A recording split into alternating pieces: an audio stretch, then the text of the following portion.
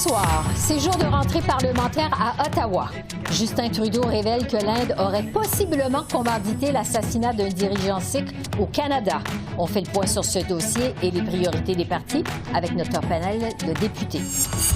Coût de la vie et prix des aliments, les libéraux ajustent leur message après un été difficile. On analyse les derniers sondages avec l'analyste Philippe Fournier. Les derniers tours de piste pour le député indépendant Alain Reyes qui avait claqué la porte du Parti conservateur. On le reçoit en studio. Bonsoir, Mesdames, Messieurs. Esther Bégin qui vous souhaite la bienvenue à cette nouvelle saison de l'Essentiel. Je vous donne rendez-vous chaque soir de semaine lors des travaux au Parlement.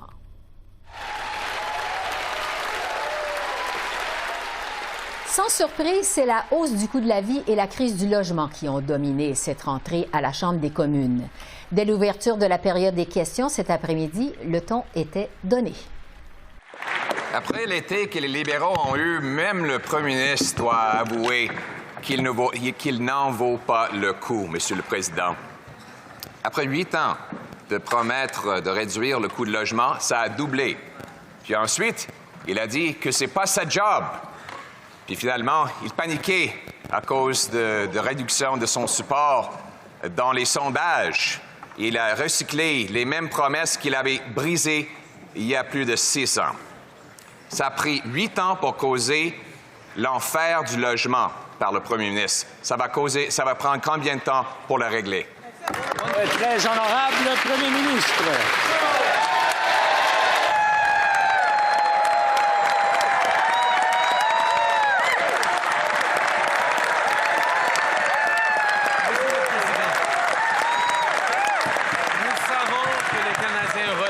Les hausses des prix dans l'ensemble du pays, notamment au niveau du coût de l'épicerie et du logement. C'est pourquoi nous prenons immédiatement des mesures pour construire plus de blocs à appartements en supprimant la TPS sur les travaux de construction, en soutenant les petites entreprises, en prolongeant le délai de remboursement de leurs prêts et en convoquant les PDG du secteur à une réunion aujourd'hui pour s'assurer qu'on réduise le prix des aliments.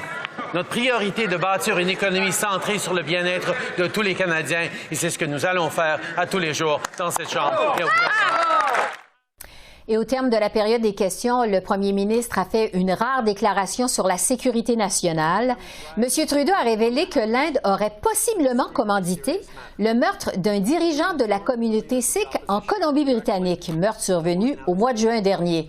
Le Canada a répliqué en expulsant un diplomate indien de son territoire. Voici de nouveau Justin Trudeau. L'implication de tout gouvernement étranger dans le meurtre d'un citoyen canadien en sol canadien constitue une violation inacceptable de notre souveraineté. Un tel acte va à l'encontre des règles fondamentales qui régissent les sociétés libres, ouvertes et démocratiques.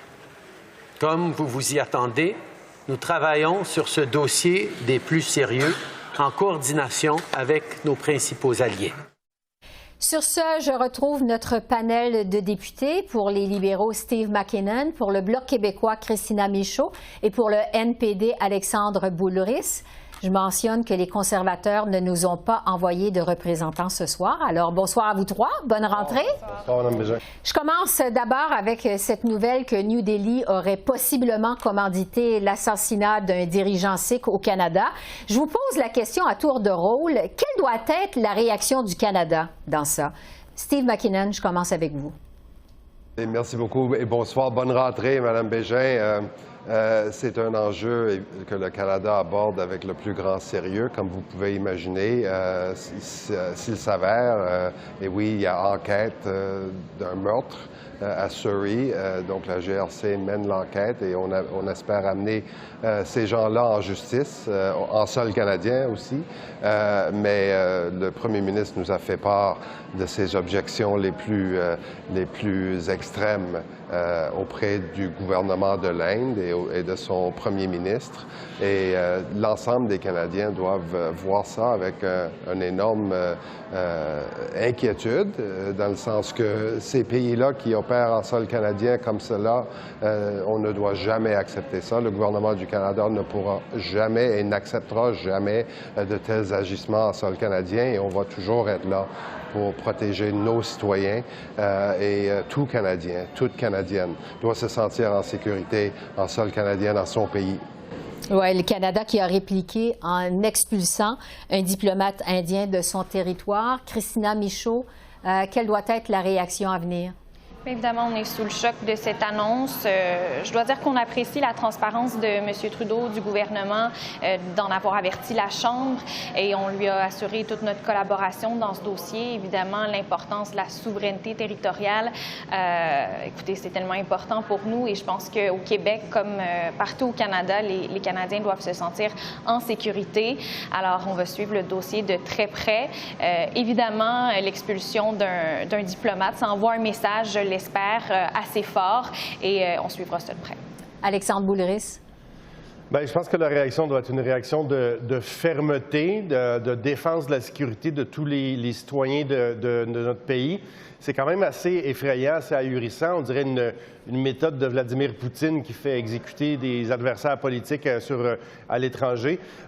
Mais Jack Meeting, évidemment, qui fait partie de la communauté sikh ici au Canada, me disait un peu plus tôt aujourd'hui qu'il n'était pas si surpris de ça. Les gouvernements indiens ont des attitudes extrêmement autoritaires, très dures et discriminatoires envers les minorités sikhs, mais également musulmanes en Inde. Mais il va falloir mettre notre pied à terre puis leur dire que ça passe pas, puis qu'il va y avoir des conséquences si ça s'avère véridique. Steve McKinnon, je termine avec vous. Vous avez promis la semaine dernière d'abolir la TPS sur la construction de logements locatifs. Vous le mentionniez il y a un instant.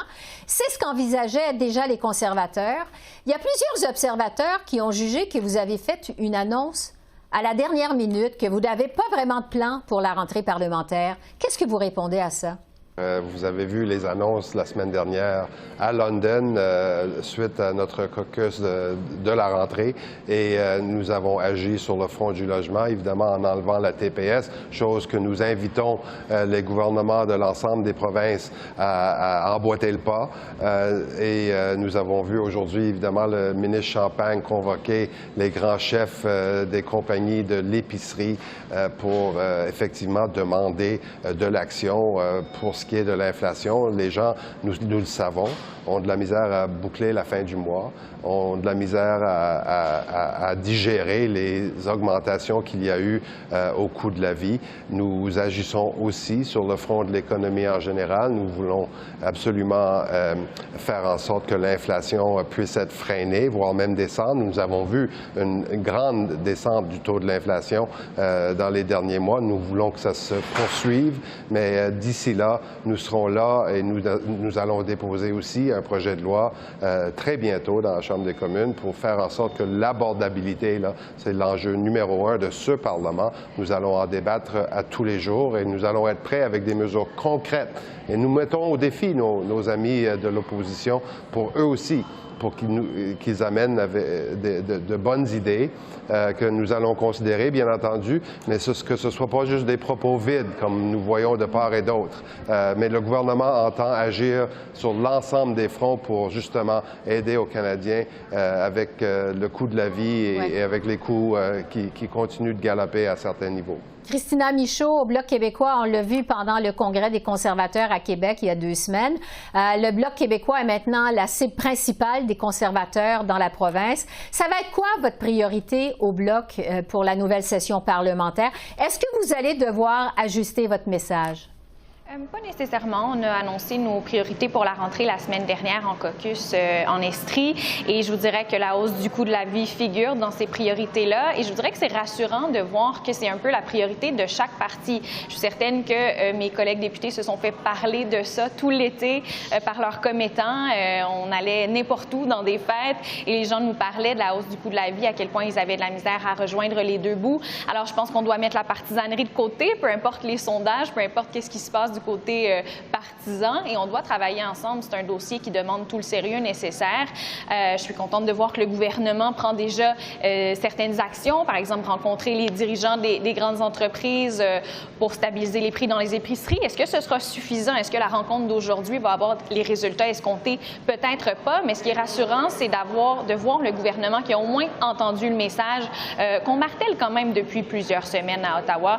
Quand la session parlementaire a terminé en juin, c'est un sujet qu'on abordait évidemment et ça va le demeurer. On continue de parler d'adaptation au changement climatique aussi. On a l'impression qu'on est passé de la prévention à l'adaptation. Il faut en faire plus et ce gouvernement-là a des croûtes à manger dans ce dossier, évidemment. Alexandre Bouliris, au NPD, on le sait, vous avez une entente pour maintenir les libéraux au pouvoir jusqu'en 2025. Ça va être quoi votre priorité au NPD? Est-ce qu'il y a un risque, finalement, à s'entendre avec un gouvernement qui est comme ça en perte de vitesse? Bien, vous savez, ce qui est important pour nous, c'est que les gains qu'on a été chercher pour les Québécois et les Canadiens qu'on a négociés dans l'entente, on force les libéraux à faire des choses qu'ils ont toujours refusées dans le passé. Que ce soit les soins dentaires. Là, cette année, on va d'ici la fin de l'année, ça va être étendu aux 65 ans et plus, aux adolescents. Que ce soit une loi anti-briseur de grève au niveau fédéral, les libéraux ont toujours voté contre. Donc là, on fait une différence. On utilise notre rapport de force pour être capable d'obtenir des choses concrètes. Mais il y a des choses qui ne sont pas dans l'entente sur lesquelles il faut travailler. Puis mes collègues en ont parlé. Là, nous autres aussi, on a entendu les mêmes choses. Le panier d'épicerie, le logement, c'est des choses sur lesquelles il va falloir continuer à avancer. Moi, je ne suis pas convaincu que la rencontre d'aujourd'hui avec les patrons des grandes chaînes d'alimentation, ça va donner quoi que ce soit, parce que les libéraux ont dit, là, vous êtes mieux de faire un effort et d'être gentil, sinon, puis là, sinon, on ne savait pas c'était quoi. Sinon, il va y avoir des conséquences. Pas sûr que ça leur fait très peur. Nous, au NPD, on dit peut-être qu'une taxe spéciale sur les profits excessifs, peut-être sur les bonus des PDG de ces grandes entreprises-là, puis avoir une bureau de la concurrence qui est beaucoup plus féroce, avec plus de pouvoir. Jack Meeting a déposé un projet de loi privé cet après-midi là-dessus. Ça, c'est des mesures concrètes. C'est pas juste une réunion où on parle puis on se croise les doigts en espérant que ça va changer. Oui.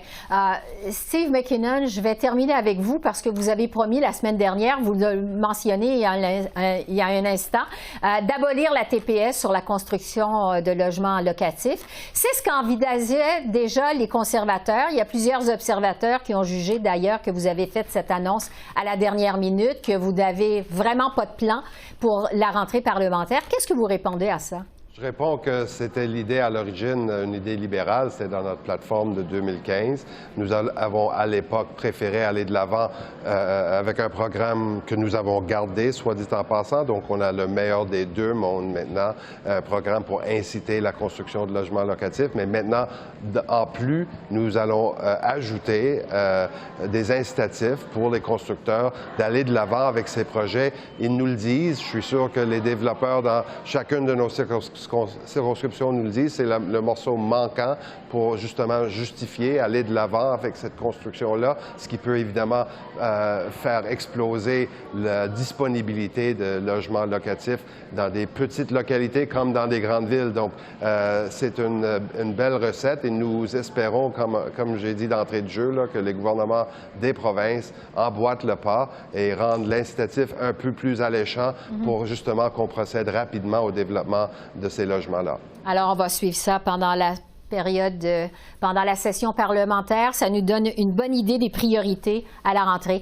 Merci à vous trois et je vous dis à bientôt. Merci, au revoir. À bientôt, merci. Au revoir. On vient d'en parler avec les députés. C'est le coût de la vie qui domine les débats de cette rentrée parlementaire. La vice-première ministre Chrystia Freeland et le ministre François-Philippe Champagne ont donc convoqué aujourd'hui à Ottawa les patrons des 5 grandes épiceries pour leur demander de stabiliser leurs prix. Voici ce que le ministre Champagne avait à dire à la sortie de cette rencontre, une rencontre qui était fermée aux médias.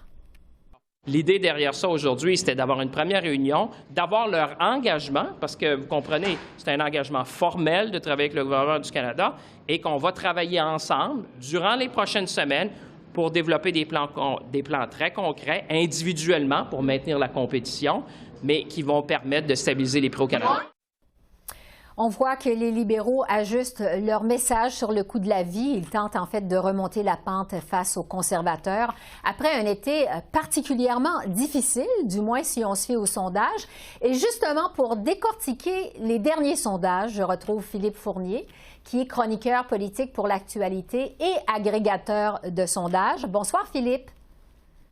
Bonsoir, Esther. C'est donc jour de rentrée parlementaire. À quel point ça va mal pour les libéraux dans les intentions de vote au moment où on se parle? Ouf, dans les derniers jours ont été particulièrement pénibles. Si on regarde plusieurs firmes, Abacus Data, l'Institut Angus Reid, Léger, Palace Data, plusieurs firmes de sondage de partout au pays ont mesuré une baisse d'appui pour le Parti libéral du Canada. Et le parti qui en profite le plus, bien sûr, c'est Pierre Poilievre et les conservateurs.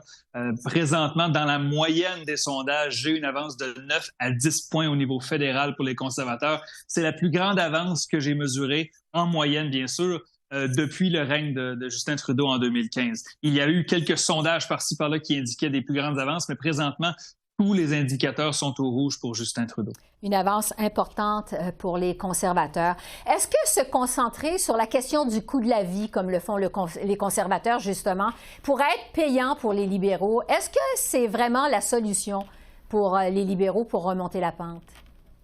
Ça fait certainement partie des solutions, Esther. Lorsqu'on sonde les Canadiens et qu'on leur demande quels sont les enjeux principaux, la question du logement et du coût du logement principalement est toujours parmi les réponses les plus importantes. Et donc, évidemment, les libéraux, on pourrait dire qu'ils ont pris du retard sur cette question.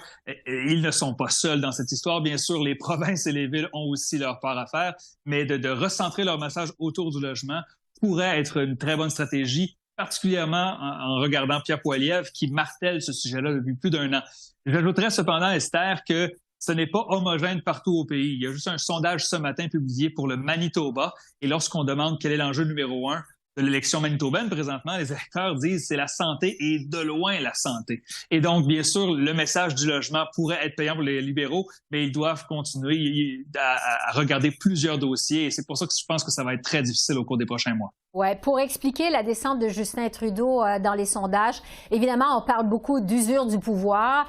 Qu'est-ce qui nuit le plus aux libéraux en ce moment? Est-ce que c'est l'impopularité de Justin Trudeau ou autre chose?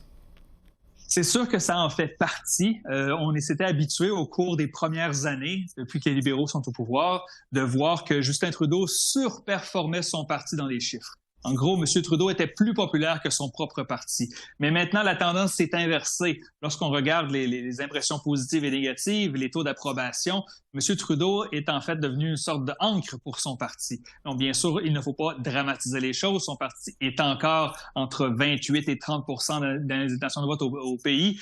Mais si une élection avait lieu cette semaine, assurément, le Parti libéral serait défait et M. Poilievre deviendrait premier ministre. Alors, les libéraux ont le luxe du temps avec leur entente avec le NPD, mais ils n'ont pas beaucoup de temps à perdre non plus au cours de la session d'automne. À quel point c'est dangereux, je dirais, d'être autant en avance dans les sondages à 2 ans des élections pour les conservateurs? C'est une bonne question. Lorsque vient l'avance dans les sondages, Esther, vient souvent beaucoup plus de projecteurs qui sont braqués sur soi. Et donc, ce ne sera plus seulement la base conservatrice qui va regarder et écouter Pierre Poilievre, mais peut-être l'ensemble des électeurs canadiens au cours des prochains mois. Est-ce qu'il va réussir à je veux pas dire adoucir son message parce qu'il a déjà adouci un peu son image, mais oui, son message doit se centrer sur les préoccupations des Canadiens. Et comme je l'ai dit un peu plus tôt, il a martelé le sujet du logement depuis son arrivée au pouvoir. Alors, du moins de son arrivée comme la tête des conservateurs. Alors, au cours des prochains mois, M. Poilievre devra montrer une image premier ministrable parce que je crois que plusieurs Canadiens regardent les sondages présentement et se disent « Oh, M. Poilievre, ça pourrait être sérieux. Il est en position majoritaire présentement avec beaucoup de temps à faire, ça c'est vrai. » Oui, son défi donc au cours des prochains mois.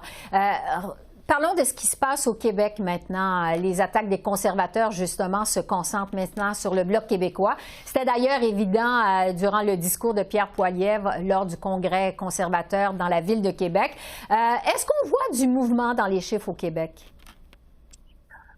Bonne question, Esther. C'est un peu tôt pour l'instant. Nous avons vu quelques bons sondages pour les conservateurs, entre 20 et 25 des intentions de vote au Québec, alors qu'au cours de la dernière décennie, nous étions plutôt habitués à des chiffres entre 16 et 18-19 %. Alors, la hausse est modeste, mais elle est bien et bien réelle. Et au cours des prochains mois, je crois qu'il y a plusieurs Québécois qui vont se demander si ils veulent continuer d'avoir M. Trudeau comme premier ministre. Et si la réponse est non, ils vont regarder l'option de Pierre Poilievre. Maintenant, attention, le Bloc québécois est encore fort au Québec. Dans plusieurs sondages, il est en première place. Mais c'est pas une première place dominante. Ce n'est pas comme les beaux jours de Gilles Duceppe avec des 40-45 de vote. On est plutôt entre 33 et 36 au Québec. Alors, si M. Poilievre veut faire des gains au Québec, vous l'avez vu autant que moi pendant son congrès, il doit absolument convaincre quelques électeurs bloquistes de venir dans son équipe parce que la majorité des circonscriptions québécoises qui sont ciblées par les conservateurs appartiennent présentement au Bloc québécois. Oui. Et si on regarde le portrait de la situation maintenant, je vous pose la fameuse question. En termes de sièges, ça se traduirait de quelle façon si des élections avaient lieu aujourd'hui au Québec? Je vous réponds bien sûr avec un gros bémol. Nous avons les libéraux et le Bloc à presque égalité. Le Bloc est avantagé. Présentement, j'ai 37 sièges qui seraient favorables au Bloc, contrairement à un score de 32 lors des 2 dernières élections. En termes de vote populaire, c'est extrêmement serré entre les libéraux et le Bloc québécois, mais la démographie du Québec fait que ça veut dire que le Bloc mène dans le Québec francophone. Et si on regarde le score des conservateurs, comme j'ai dit, on était habitué à des 16, 17, 18 %. Là, on a franchi la barre du 20 % dans la moyenne des sondages. Avec de tels chiffres, les conservateurs pourraient remporter des circonscriptions qu'ils ont échappé de près en 2021, comme par exemple Trois-Rivières, Beauport-Limoilou et peut-être d'autres dans les cantons de l'Est et dans le Bas-Saint-Laurent. Philippe Fournier, merci beaucoup. Merci de vos lumières. Très apprécié. Toujours un plaisir, Esther. Merci beaucoup. Au revoir. En ce jour de rentrée parlementaire, le député Alain Reyes se prépare à tourner la page sur la politique fédérale. Celui qui représente les électeurs de Richmond-Arthabasca depuis 2015 ne sollicitera pas un nouveau mandat à la prochaine élection. Alors, je le reçois en studio. Bonsoir, Alain. Bonsoir. Je vous connais assez longtemps pour savoir combien vous aimez la politique, combien vous avez la politique dans la peau. Jusqu'à quel point ça a été une décision difficile à prendre? Ça a été une décision difficile, mais que j'ai décidé de ne pas précipiter, de me donner le temps. Donc, lorsque j'ai quitté le Parti conservateur, il y a 1 an, presque jour pour jour, je m'étais donné 1 an là, pour m'assurer que cette décision-là était vraiment la bonne décision que j'allais prendre. Et bon, je suis arrivé à cette réflexion-là après quelques mois d'échanges avec mes proches, ma famille. Et pendant les vacances d'été, je pense que le déclenchement s'est fait à cause d'un événement malheureux. Là, pendant que j'étais à l'extérieur du pays pour les 50 ans de ma femme, j'avais écrit un petit message sur Twitter, X, et là, je me suis fait agresser par un groupe de personnes plus extrémistes. Là. Je ne veux pas généraliser pour tout le monde. Et bon, à ce moment-là, ça a été comme le déclenchement de la réflexion suivante, de dire est-ce que je peux continuer à m'impliquer dans la société sans nécessairement mettre ma face sur une pancarte électorale à tous les 4 ans, 2 ans, dépendamment des gouvernements. Et je suis arrivé à la conclusion que oui, on pouvait peut-être faire d'autres choses là, pour s'impliquer, que ce soit au privé ou au public. Chose que j'aurai à découvrir dans les prochains mois. Oui. Vous avez claqué la porte du Parti conservateur au lendemain de l'élection de Pierre Poilievre comme chef. Les conservateurs mènent maintenant dans les sondages. La victoire est possible. Est-ce que vous avez regretté d'avoir quitté le Parti conservateur? Jamais, en aucun moment, j'ai pensé une seule seconde retourner avec le Parti conservateur. J'ai fait mon deuil du pouvoir, des opportunités qui auraient pu aller avec ça, parce que quand on se lance en politique, il y a toujours ça un peu en arrière de la tête lorsqu'on est dans un parti qui peut gouverner. Mais en aucun moment, j'ai regretté cette décision-là. Puis, j'avais le goût de faire de la politique différente, positive, rassembleuse, constructive. Et je ne me retrouvais plus dans le modèle de la politique active en ce moment. Puis, pas nécessairement juste avec le Parti conservateur, même avec les libéraux de Justin Trudeau, je trouve que les choses ont changé beaucoup. Et bon, j'ai décidé de dire non, pour moi, ça sera d'autres choses. C'est fini. C'est fini. Puis, je ne juge pas ceux qui sont là-dedans parce que j'ai joué dans le film, moi aussi. J'ai été gobé par la machine. Mais bon, après 15 ans de politique active, j'ai décidé de dire qu'il y aurait peut-être d'autres choses pour moi dans le futur. Oui. M. Poilievre parle beaucoup de la hausse du coût de la vie. Visiblement, son message porte. Comment vous expliquez ça? Bien, je ne suis pas surpris, moi, par la montée de Pierre Poilievre. J'ai toujours dit que c'est un fin orateur. Je l'ai vécu en plus pendant la course à la chefferie. J'ai reconnu sa victoire, contrairement à ce que certains peuvent penser. Il prend le pouls de la population. Il trouve des mots justement, des fois que je trouve un peu simplistes, parce que ça reste quelque chose d'assez complexe. Mais je pense avec son changement de look, le changement de ton, qui a de l'air plus posé présentement, ça parle de plus en plus de Canadiens puis de Québécois. Et c'est ça qui doit expliquer, j'imagine, sa montée en ce moment dans les derniers sondages. Reste maintenant que ça va prendre des solutions. Donc, sur le coup, on réagit bien à ça. Mais lorsque vient une élection, je pense que la majorité des Canadiens et Canadiennes, des Québécois et des Québécoises vont chercher, mais quelle est la solution pour remédier à ces problèmes-là? Puis ça, c'est un peu plus complexe, c'est pas si simple. Vous êtes un idéaliste, vous, Alain Reyes. Vous avez dit à la Chambre des communes que vous souhaitiez faire de la politique autrement et de manière positive. Croyez-vous que c'est encore possible aujourd'hui? Ah, je le souhaite, puis j'ai essayé dans toutes les entrevues que j'ai faites de ne pas envoyer un message négatif parce que je crois que notre société, notre société a été construite par des hommes et des femmes qui ont pris des décisions dans ces assemblées politiques, que ce soit la Chambre des communes ou les assemblées provinciales, les conseils municipaux. Puis ça va prendre des gens qui ont cette flamme-là, qui ont ce goût-là. Mais malheureusement, on a aussi tout ce qui se passe dans les réseaux sociaux, dans les chambres d'écho parallèles qui prennent beaucoup de place. Puis c'est aussi un message, mes anciens confrères de tous les partis politiques. Erin O'Toole a fait un super discours d'adieu où il a envoyé un message aux membres du Parti conservateur, mais à tous les politiciens. La politique, juste pour des clics sur les réseaux sociaux, par coup de sondage, ça fait son temps. Puis je pense que si on veut protéger notre démocratie, il va falloir aller plus loin. Donc, j'espère qu'il y a des jeunes et moins jeunes qui auront le goût de s'impliquer, qui auront peut-être plus d'énergie que moi, j'en ai présentement. Je ne lance pas la serviette en disant qu'il n'y a plus rien à faire. J'ai le goût de continuer à m'impliquer, mais j'ai donné pour ma famille, pour mes proches, dans la joute plus partisane, sur le terrain, soir, week-end. J'ai le goût de faire d'autres choses maintenant. Est-ce que votre expérience à Ottawa vous a déçu? Elle ne m'a pas déçu, mais elle m'a beaucoup appris. C'est ça que j'aurais peut-être le goût, de façon autre, de peut-être partager avec des personnes, qui sait, peut-être par des conférences, par des entrevues, par d'autres moyens, pour que peut-être les personnes puissent apprendre de ça puis espérer pouvoir faire mieux que ce que j'ai pu faire, moi, pendant le temps que j'étais là. Bon. Vous dites vouloir faire avancer la société d'une manière différente. Il y a toutes sortes de rumeurs qui vous concernent. Certaines vous envoient à la CAQ, au PLQ.